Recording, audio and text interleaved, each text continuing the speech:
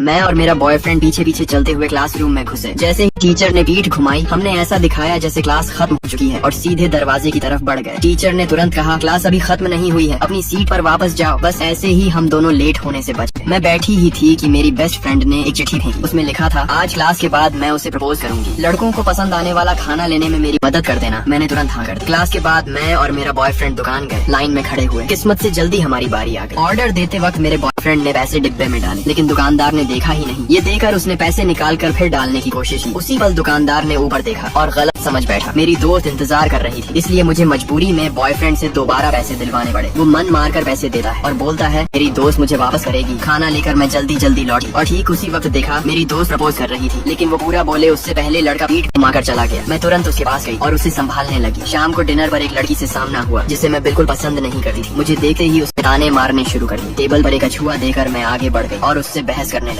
दोस्तों ने बीच बचाव किया। तभी पता चला वो कछुआ मेरा खोया हुआ था। मैं उसे वापस लेना चाहती थी, लेकिन उसने मुकाबले की शर्त रखी, अगर तुम जीती तो कछुआ तुम्हारा। मैंने बिना सोचे हाँ कर दी। फिर शुरू हुआ तीखा खाना चैलेंज। जो पानी नहीं पिएगा वही जीतेगा। एक बाइट में ही मेरा बॉयफ्रेंड पानी पीने भाग गया, दूसरा भी हार मान गया। हम दोनों के मुंह लाल हो चुके थे, लेकिन कोई हार नहीं मान रहा था। आखिरकार वो पानी पी और मैं जीत गई। जैसे ही कछुआ वापस मिला, मैं बेहोश हो गई। होश आया तो मैं अस्पताल में थी। मेरा बॉयफ्रेंड मेरे लिए छुट्टी लेने वाला था, लेकिन मैंने जिद की, मुझे क्लास जाना है। अगले दिन हम फिर लेट हो गए और वही पुराना तरीका अपनाया। क्लासरूम में घुसे, टीचर नहीं दिखे। हमें लगा वो आए ही नहीं। मैं बाहर जाने ही वाली, तभी टीचर अचानक सामने आ गए। मैंने तुरंत चक्कर आने का नाटक किया, लेकिन टीचर मुस्कुराए और बोले, दरवाजे से सब देख रहा था, आज नाटक नहीं चलेगा। नेक्स्ट पार्ट के लिए सब्सक्राइब कर।